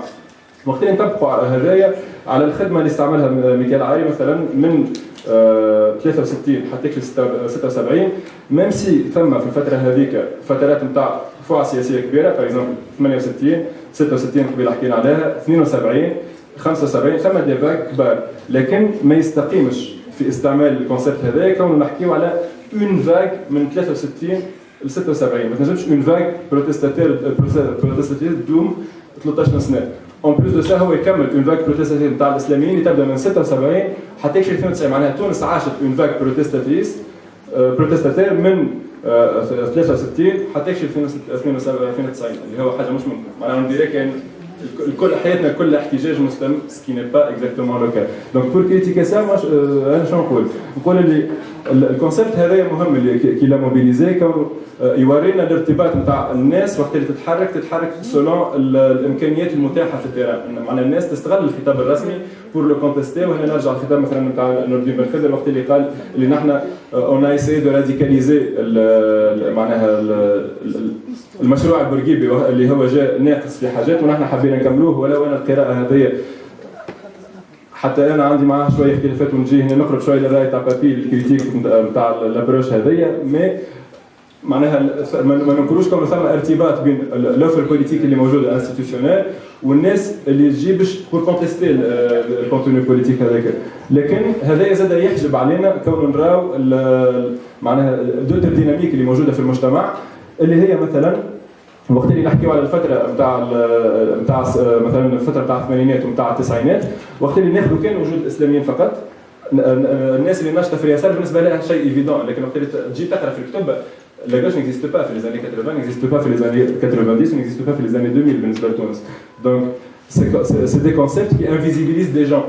Ça n'invisilise pas que la gauche tunisienne, ça invisibilise القوميين زاد. خاطر وقت اللي نقولوا par exemple البارح مثلا سينور عبيد وغيره على وقت اللي نحكيو على الفتره نتاع الستينات والسبعينات وقت اللي نحكيو كان على بيرسبكتيف بركه اون انفيزيبيليز زاد برشا ناس اخرين اون انفيزيبيليز البعثيين اون انفيزيبيليز القوميين العرب برشا ناس اخرين دونك تخلينا نفهموا حاجه ما تخلينا ما نراوش برشا حاجات اخرين دونك الحاجه اللي حبيت نوريها اونتروتر في معناها في الخدمه نتاعي سي كو الجامعه التونسيه كيف ما يقول كامو جسير هما يقولوا اللي كانت ان اسباس بوليتيك دو سبستيتيسيون معناها في البلاد اللي برا ما كانش ثم مجال للنشاط السياسي الجامعه هي اللي لعبت الدور هذايا كونه هو الفضاء اللي نتاع انتاج النقد الاجتماعي وهو الفضاء اللي يعطي لي كادر بوليتيك لكن كامو جسير يحدوا من الاسباس بوليتيك دو سبستيتيسيون بالنسبه لهم يوفى الدور نتاعو في تونس عام 92 حتى هم بالنسبه لهم بعد 92 وفات الكادر بوليتيك دو سبستيتيسيون والجامعه ولات ان اسباس كونترولي.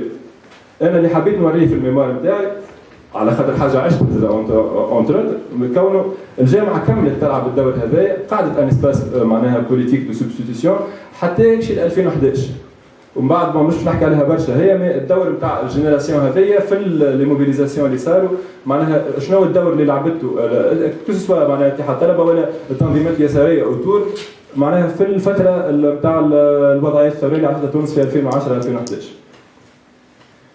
باش ما نتعداش باش نرجع لل 68 وشنو هو السينيفيكاسيون تاع 68 عند الاجيال اللي عاشت من بعد. باش نحكي جوست على الناس اللي عاشوا تجربه بوندون لي زاني 2000 في الجامعه التونسيه.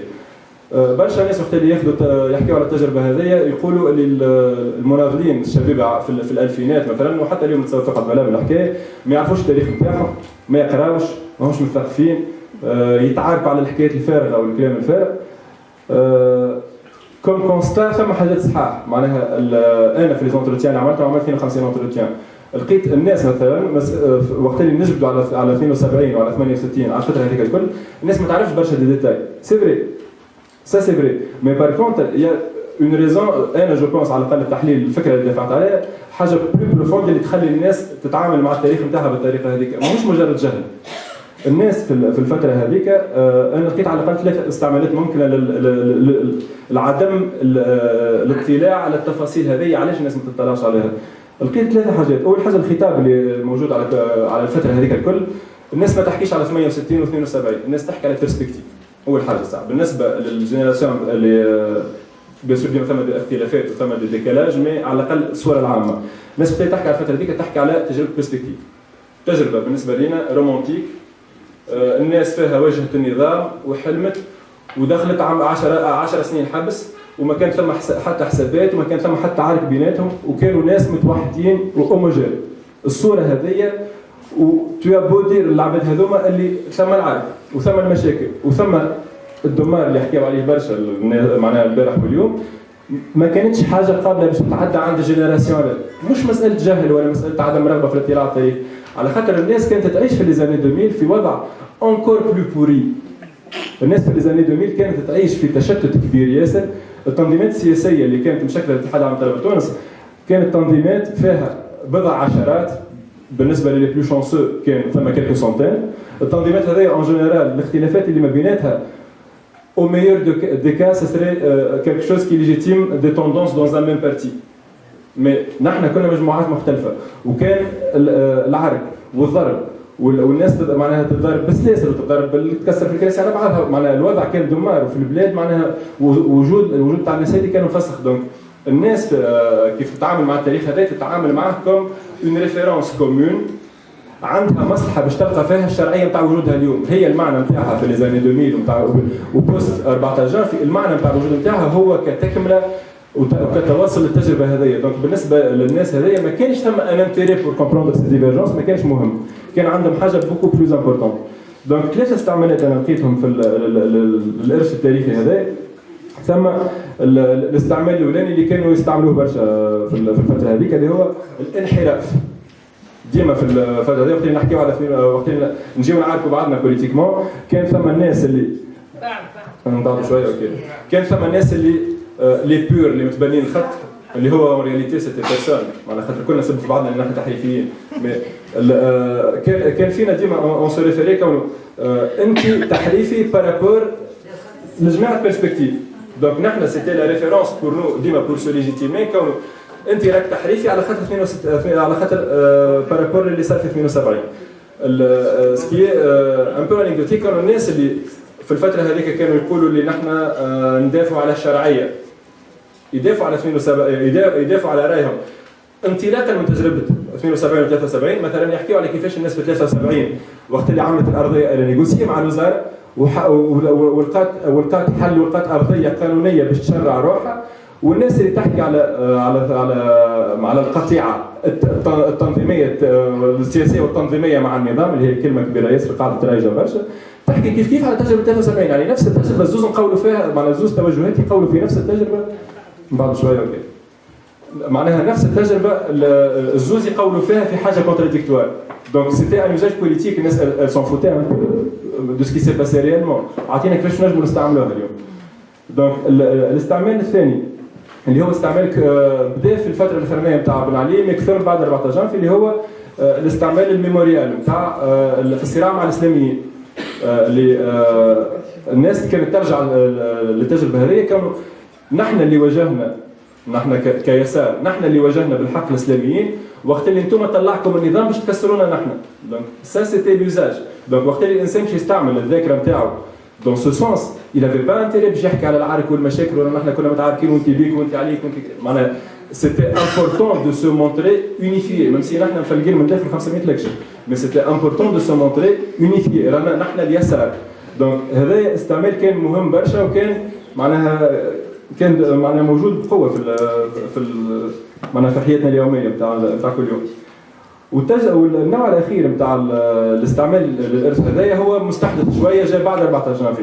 اللي هو اساسا التجربه نتاع المجموعات الشبابيه اللي جات بعد 14 جانفي اللي حاولت تقطع مع التجارب نتاع التنظيمات الهرميه الكلاسيكيه ثم بعض التنظيمات اللي جات بعد معناها نشأت في خضم الحراك الثوري وتأسست اوفيسيالمون بعد 14 جانفي التنظيمات هذه كانت عندها قراءه ان بو بارتيكولير للهيستوريك نتاع بيرسبكتيف تقرا فيه كبيرسبكتيف بالنسبه لها هي لحظه تاسيسيه هي ترى في روحها كيف بيرسبكتيف الدور بتاعها بيرسبكتيف شنو عمل بالنسبه للناس هذوما كان ثم الحزب الشيوعي اللي كان الحزب التحريفي واللي كان الحزب اللي ما عندوش معناها اضافه كبيره ما كانش عنده جماهيريه جاء بيرسبكتيف باش يعاود يحيي اليسار الناس هذه كيف تقرا التجربه بتاعها تقول ثم التجارب نتاع حزب العمال والبي اس جي والوطن وغيره هذوما هما اليسار الخارب اللي كما الحزب الشيوعي قبل نحن دورنا اليوم كمجموعه كتنظيمات يساريه جديده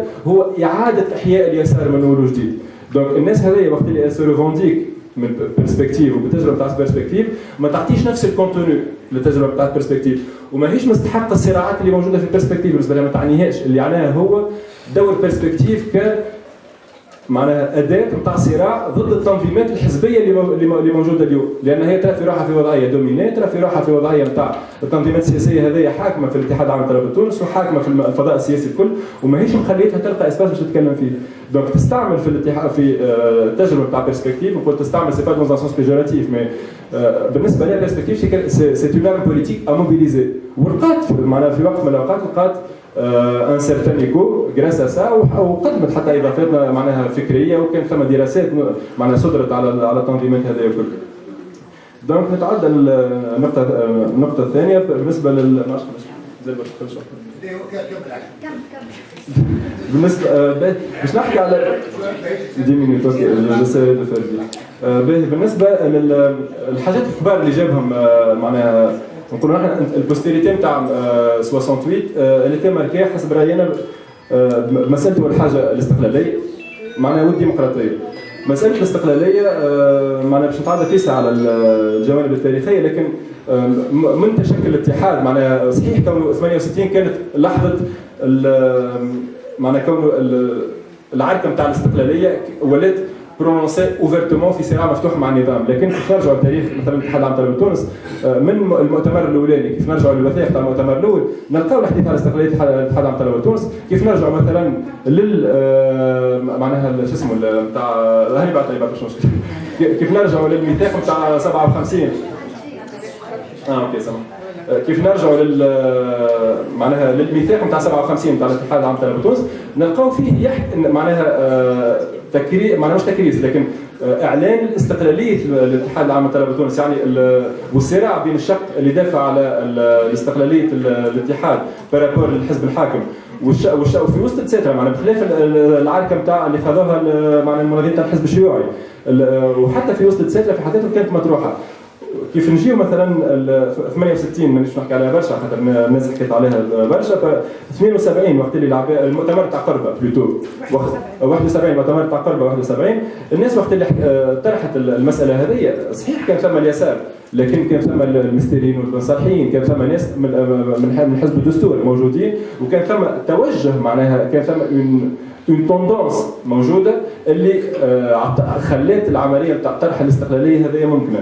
من بعد بالنسبه معناها جات المرحله نتاع 72 اللي هي اكسار مطلب الاستقلاليه والديمقراطيه الشرعيه الجماهيريه، معناها خرجت من قاعه المؤتمر وهبطت معناها للكليه وصار الصراع قدام الطلبه، وشافت الطلبه اللي راهو معناها القياديين نتاع حزب الدستور اللي فكوا المؤتمر تاع 71 ما كانش عندهم وجود معناها ميداني. من بعد في 73 وقت اللي في البرنامج نتاع 19 جان في 73 يعني تصاغت الارضيه نتاع 73 ولات ثم معناها مكتوبه اللي نحكيو عليه الاستقلاليه نتاع الاتحاد العام طلبه تونس والديمقراطيه نتاع التسيير نتاعو ولات مكتوبه. نجيو للحظه التجسيد نتاع الاستقلاليه هذه اللي هي المؤتمر 18 يعني المؤتمر تاع 30 ابريل 1 و2 ماي 88. في خضم هذا كله يهمني باش نعرج على النقطه نتاع العلاقه نتاع مع اجهزه الدوله، خاطر في الارث اللي قعد لنا نحن في فتره الالفينات اللي هو ديما ثم حديث على مساله القطيعه السياسيه والتنظيميه مع النظام. ثم كيف نرجعوا للتاريخ نتاع الاتحاد نلقاو اللي المساله عمرها ما كانت مطروحه بالطريقه هذه، اللي كانت مطروحه مساله الاستقلاليه، ما كانتش مطروحه مساله القطيعه السياسيه والتنظيميه التامه، لانه نشوفوا مثلا حتى في حكيت قبيل على بار اكزومبل على التفاوت بار اكزومبل اللي صار على حكايه حل الهيئه الاداريه في 30 ديسمبر نتاع الهيئه الاداريه نتاع المؤتمر نتاع قربه اللي تم معناها في اطار يعني في اطار نتاع تفاوض وفي اطار نتاع صراع سياسي، وما كانش تفاوض بالمنطق نتاع يعني كان صراع فرض موازين القوى الميداني، يعني القوى الديمقراطيه نجحت باش تفرض على وزاره التعليم وزاره التربيه وقتها نجحت باش تفرض عليها الحل نتاع الهيئه الاداريه هذيك اللي صار في 30 ديسمبر 72، وكان البرنامج نتاع 73 يعني اقرار للعمليه هذه. المؤتمر 18 خارق للعاده كيف كان مؤتمر صار ولو هو انتصار للحركه الديمقراطيه وكان جاء بعد مسار نتاع صراع طويل، لكنه اقرار كونه يعني العمليه كانت عمليه نتاع تفاوض، لانه من بعد نحن اللي ورثناه في التسعينات وخصوصا في الالفينات هو التجريم نتاع التفاوض اللي خلى كونه التفاوض ولا يصير في السكريتو، يعني كون الناس ما عادش قادره باش تشهر التفاوض كانه عمليه طبيعيه نتاع التفاوض بين منظمه نقابيه وبين معناها سلطه الاشراف، ولات معناها العمليه والوزاره استغلت هذا في المفاوضات، ومن هنا معناها كانت العمليه نتاع لافيوداسيون وكانت العمليه نتاع لي رابور كليونتيليست على خاطر سامونكي دو ترونسبارونس، ما كانش الناس تنجم تصرح باللي هي قاعده تتفاوض، دونك ثم برشا مسائل تخرج على رقابه الطلبه وتخرج على رقابه القياده على القواعد. دونك بار كونتر الكيستيون هي كيف خاطر نطرحوا برشا الاستقلاليه على النظام، لكن بالنسبه للاستقلاليه على التنظيمات اليساريه معناها هذه كيستيون اللي طرحت ابارتير من 73 خاطر الانتخابات نتاع السي يو بي ونتاع الهياكل النقابيه المؤقته صارت الانتخاب مره في 73 صارت الانتخاب نتاعهم في 75، لكن ابارتير من وقتها تعدينا للكوبتاسيون ومن الكوبتاسيون اللي دامت حتى يكشف المؤتمر 18 خارق العاده. في المؤتمر 18 خارق العاده شرعنا ديفينيتيفمون للمحادثه السياسيه بين معناها بين التنظيمات السياسيه اللي في كل مؤتمر معناها تقسم المكتب التنفيذي. وهذا هو كان الوضع في المؤتمر 18 خلق العاده، ومازال اليوم الوضع ماهيش قادر الاطراف السياسيه وماهيش قادر الاتحاد العام للطلبه التونس لليوم يتجاوز الوضع هذايا ويسائل الليريتاج هذايا، واللي تسبب اونتروتر كونه مثلا المؤتمرات نتاع اتحاد الطلبه وقت اللي نرجعوا للتاريخ نتاعهم، مؤتمرات الاتحاد كلهم صاروا فيهم انشقاقات بين القياده، على خاطر القياده ماهيش قياده تنبع من القواعد، ماهيش قياده منتخبه من القواعد، بل هي قياده نتاع الاطراف السياسيه. دونك المؤتمر من 21 22 23 24 25 لليوم كلهم المؤتمرات تاع الاتحاد العام للطلبه التونس تعداوا بانشقاقات وانقسامات. اللي خلطنا في معناها في المؤتمر 24 وسورتو بعده في المؤتمر التصحيح خلطنا كونه الاتحاد انشق زوز مؤتمرات، واللي هي وضع شنو حتى بعد 14 جانفي زاد كونه ثم زوز اتحادات، زوز مكاتب تنفيذيه يقولوا نحن هم الاتحاد، نحن هم الشرعيين. وهذا يخليني نحكي على مساله الديمقراطيه في الاتحاد والعلاقه مع الطلبه معناها والعلاقه مع الباز سكون الباز. دونك الديمقراطيه بالنسبه لنا كمنظمين في الاتحاد شنو كانت تعني؟ كانت تعني حاجتين، الحاجه الاولانيه هي الاتخاذ نتاع القرار، والحاجه الثانيه هي في الانخراط، شكون يدخل للاتحاد. بالنسبه للاولانيه معناها كيفاش نتخذ القرار في الاتحاد، وقت اللي نحكيو على ديمقراطيه اتخاذ القرار نحكيو على تشريك كل الاطراف المناضله. بالنسبه لنا الديمقراطيه ما تعنيش تشريك القواعد الطلابيه، ما تعنيش تشريك المنخرطين، ما تعنيش هذا. بالنسبه لنا هي تشريك كل الاطراف المناضله.